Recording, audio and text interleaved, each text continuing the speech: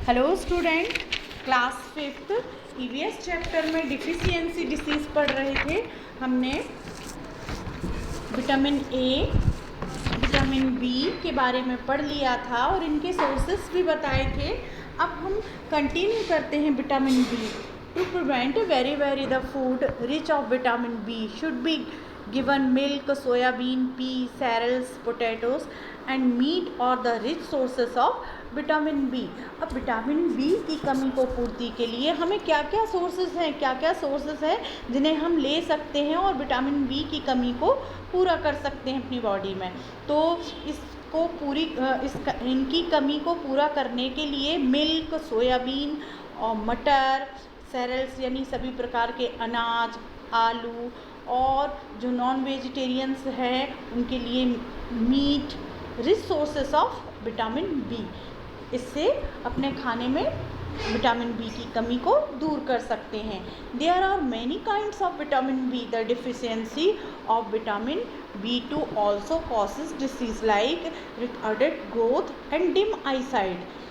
Vitamin B में भी बहुत से टाइप होते हैं, जैसे vitamin B2, vitamin B5 and vitamin B6 and vitamin B12।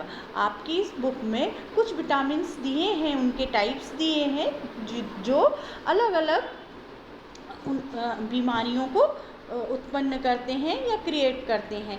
तो सबसे पहले अपन देखेंगे कि विटामिन B2 की कमी से होने वाले कौन कौन सी डिसीज़ हैं या क्या हो सकता है हमारी बॉडी में, क्या कौन सी डिसऑर्डर या डिसीज़ हो जाती हैं। तो जो विटामिन B2 नहीं लेते हैं उनको रिटार्डेड ग्रोथ यानी उनकी बॉडी में ग्रोथ रुक जाती है। आईसाइट यानी आँखों में कम दिखना शुरू हो जाता है। To prevent these disease food item source, और इस कमी को पूरा करने के लिए क्या खाना चाहिए, जैसे cheese, milk, meat, soybean, fresh vegetable, हरे पत्तेदार सब्जियां, ये अपने खाने में ज़रूर शामिल करना चाहिए।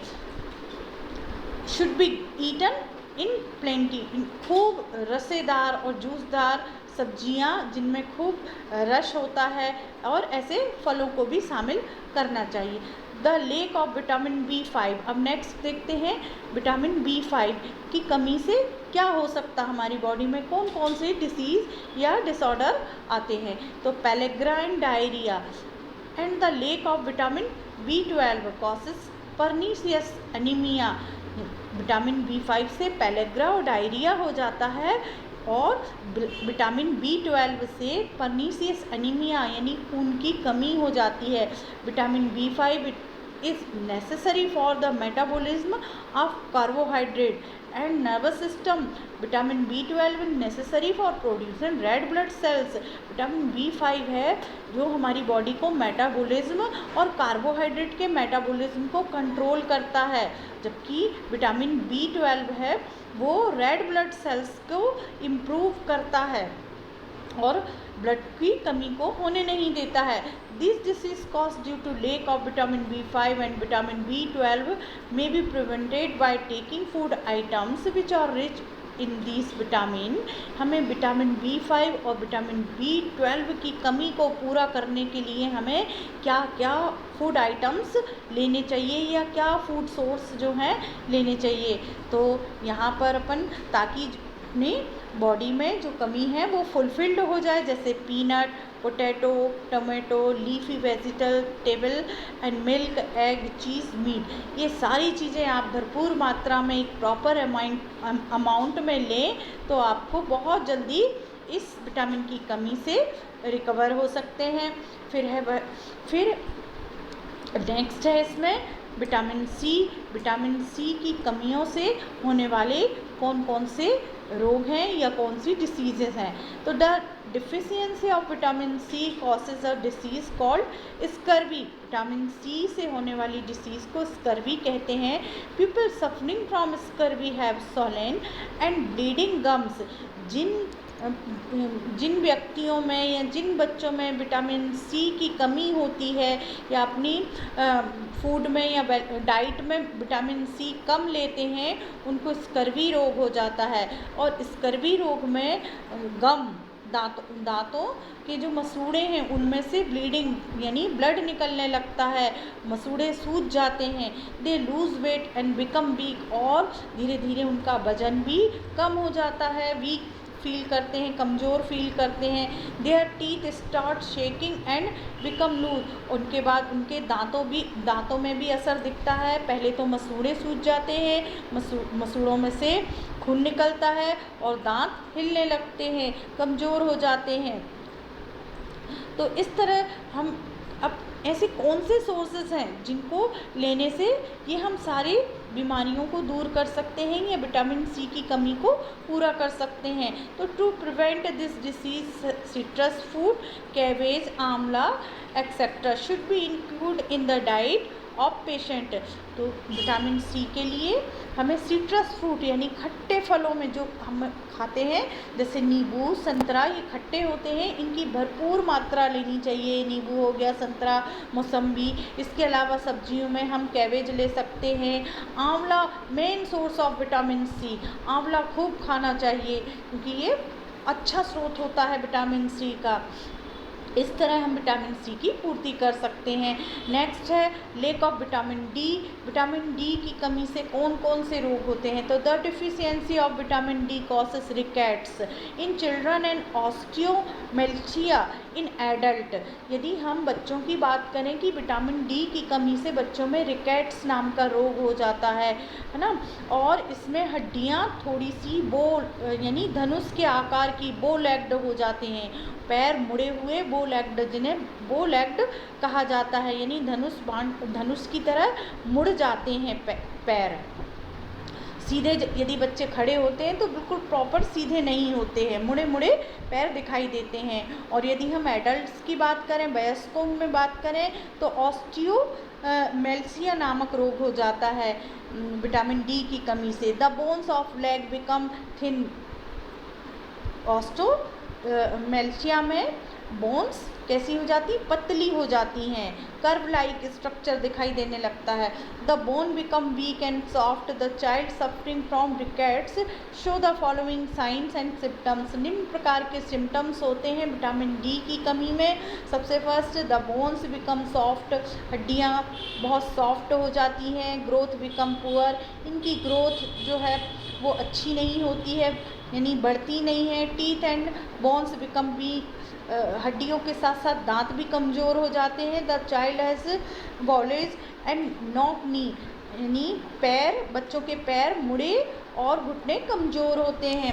The affect child must eat the food rich in vitamin D like milk, fish, meat, butter, egg etcetera and take the advice of doctor. और skin makes vitamin D magically in the sunlight. यदि आप vitamin D की पूर्ति करना चाह रहे हैं तो आप कैसे कर सकते हैं? सबसे पहली बात है कि इसमें आपको अपने डाइट में फ़िश, मीट, बटर, एग और वेजिटेबल मिल्क, ये सारी चीज़ें भरपूर मात्रा में लेनी चाहिए, एक प्रॉपर अमाउंट में आपके भोजन में होनी चाहिए।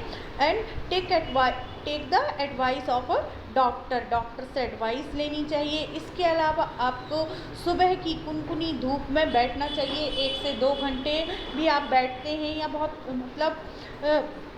आप इतना समय नहीं दे पा रहे हैं तो आधा से 1 घंटे एवरी डे रोज़ बैठना चाहिए धूप में। आपकी स्किन डायरेक्ट सनलाइट में से विटामिन डी को एब्जॉर्ब करती हैं, हड्डियां मजबूत होती हैं। तो इस तरह अपने विटामिन डी से जो कमी आई है उसको अपन पूरी कर सकते हैं। फिर नेक्स्ट है लेक ऑफ विटामिन के। विटामिन के से होने वाली कौन कौन सी कमियां होती हैं या क्या डिसीज़ होती हैं?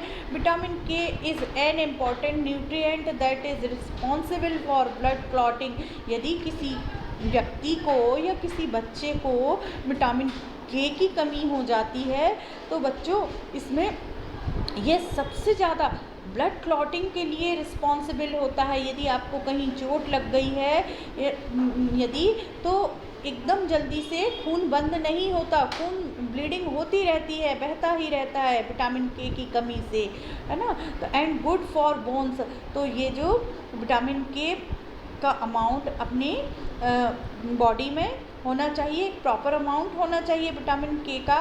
It is rare to have deficiency of vitamin K because you get vitamin K in green leafy vegetable. अब हम कैसे कमी विटामिन के की कमी को कैसे पूरा कर सकते हैं, उसके लिए हमें क्या क्या खाना चाहिए, कौन कौन से फूड सोर्स हैं, उसके बारे में हम पढ़ें। तो vitamin K in green leafy vegetables, when you don't eat green vegetable you may suffer from this disease. यदि आप हरी सब्जियां नहीं खाओगे तो आपको विटामिन के से होने वाली डिसीज़ का सामना करना पड़ेगा, है ना। ब्लड क्लॉटिंग यानी ब्लड, यदि आपको चोट लग गई है तो क्लॉट जल्दी नहीं बनेगा। इसलिए आप बच्चों, आपको ध्यान रखना है कि आपके अपने भोजन में एकदम प्रॉपर अमाउंट में जो विटामिन के लेने के लिए हरी सब्जियों का भरपूर उपयोग करना चाहिए।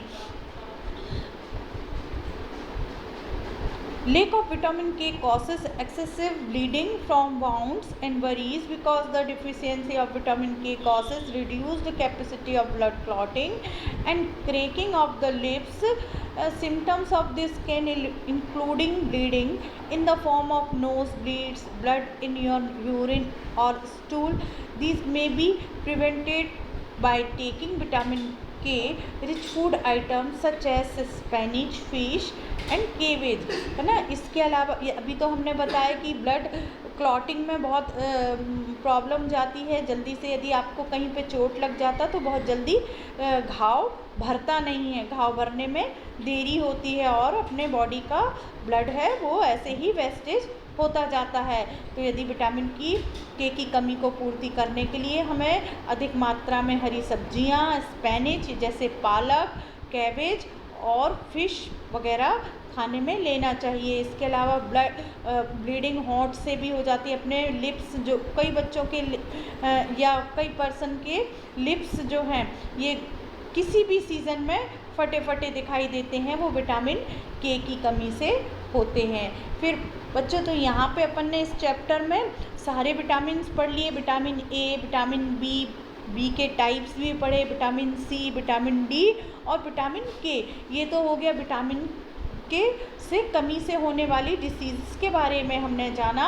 अब क्या मिनरल्स भी हमारे लिए उतने ही इम्पॉर्टेंट हैं क्या? इनकी कमी से भी कोई रोग हो जाते हैं? तो अपन मिनरल्स के बारे में जानेंगे कि लेक ऑफ मिनरल्स यानी खनिज पोषण पदार्थ हमारे शरीर में कितने इम्पॉर्टेंट है। These are several disease which are caused due to deficiency of mineral in our food. Our body needs mineral in small quantity. हमारे फूड में मिनरल्स बहुत ज़रूरी होने चाहिए, इनकी स्मॉल क्वांटिटी हमारी बॉडी में जानी ही चाहिए, नहीं तो इनसे भी बहुत टाइप की डिसीज़ हो सकती हैं। Even the small quantity of minerals is very necessary for our body.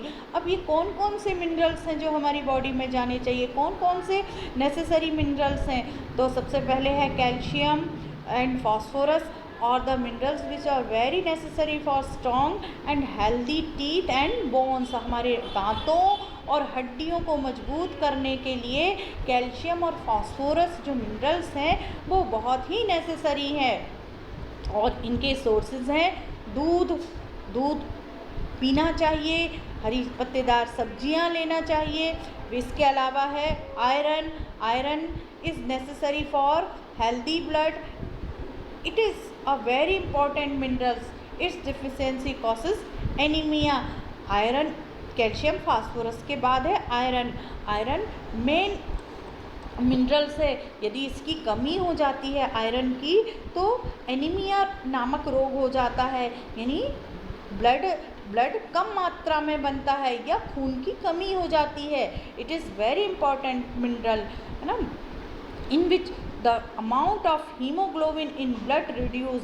यदि एनीमिया हो जाता है तो एनीमिया में सबसे पहले होता है कि हीमोग्लोबिन की कमी को शो करता है कि हमारा ब्लड रिड्यूस्ड हो रहा है, हीमोग्लोबिन की कमी है, कम मात्रा में खून बन रहा है।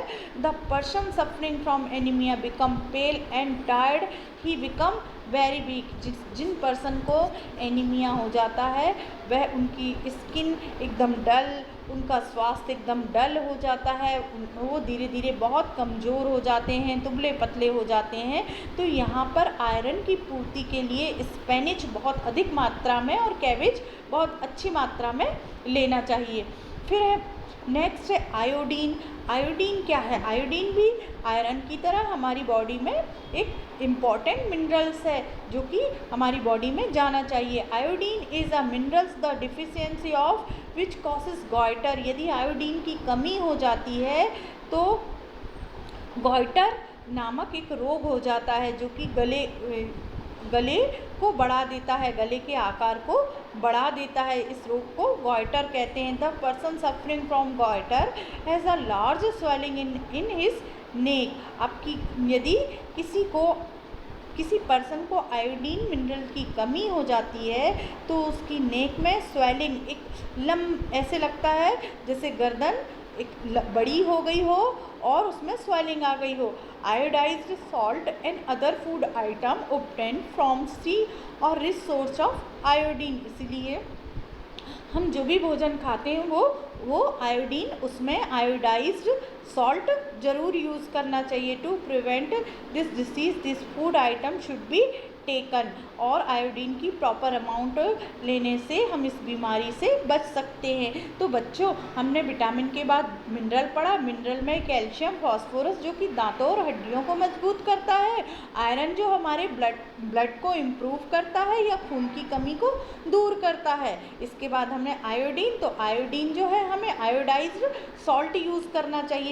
ऐसा नमक खाना चाहिए जिसमें आयोडीन की एक प्रॉपर अमाउंट हो। तो इस तरह हम मिनरल्स को भी अपनी बॉडी में पहुंचा सकते हैं और इनसे होने वाली बीमारियों को दूर कर सकते हैं। तो इस चैप्टर में हमने अपने फूड सोर्स के बारे में पढ़ा कि ऐसे कौन कौन से फूड्स हैं जो अपनी डिफिशियंसी डिसीज़ को दूर कर सकते हैं। अब आओ इसकी एक्सरसाइज, तो एक्सरसाइज नेक्स्ट है। थैंक यू बच्चों।